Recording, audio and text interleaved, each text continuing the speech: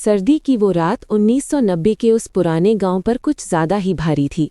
बिजली का नामो निशान नहीं था और ठंडी हवा कच्चे घरों की दीवारों से टकराकर अंदर तक उतर आती थी। गांव की तंग गलियों में खामोशी थी, सिर्फ दूर कहीं कुत्तों के भौंकने और हवा की सीटी सी आवाज सुनाई देती थी।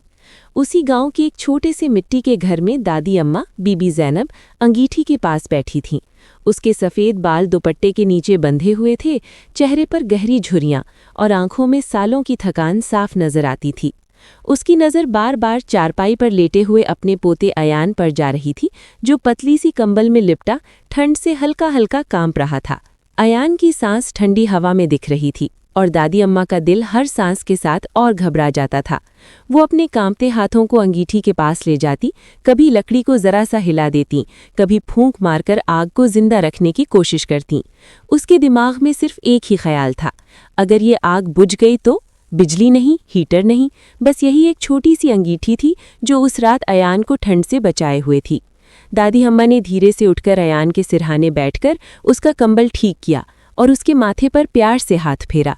अयान ने नींद में आंखें खोलकर दादी को देखा और मासूम आवाज में बोला, दादी, ठंड लग रही है। ये सुनकर दादी अम्मा का सीना भर आया। उसने मुस्कुराने की कोशिश की और कहा, चिंता न कर बेटा, दादी यहीं है।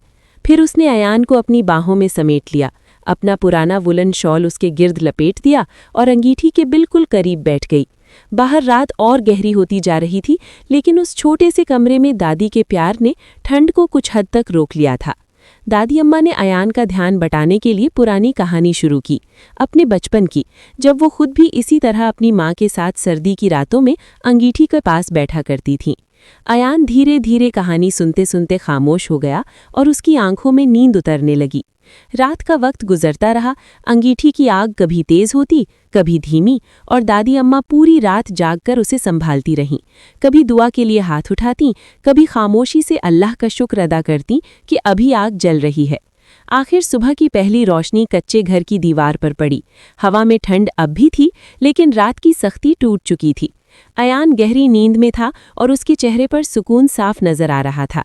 दादी अम्मा ने थकी हुई आंखों से आसमान की तरफ देखा और दिल ही दिल में शुक्र अदा किया। ये कहानी सिर्फ एक सर्दी की रात की नहीं, बल्कि उस प्यार और कुर्बानी की है जो बुजुर्ग अपनी औलाद के लिए चुपचाप निभा देते हैं। इससे हमें ये सीख मिलती है कि मुश्किल हालात में महंगी चीज़ें नहीं, बल्कि किसी अपने का साथ, दुआ और प्यार सबसे बड़ी ताकत होती है। कभी कभी एक छोटी सी अंगीठी और एक सच्चा दिल पूरी रात को जीत लेता है।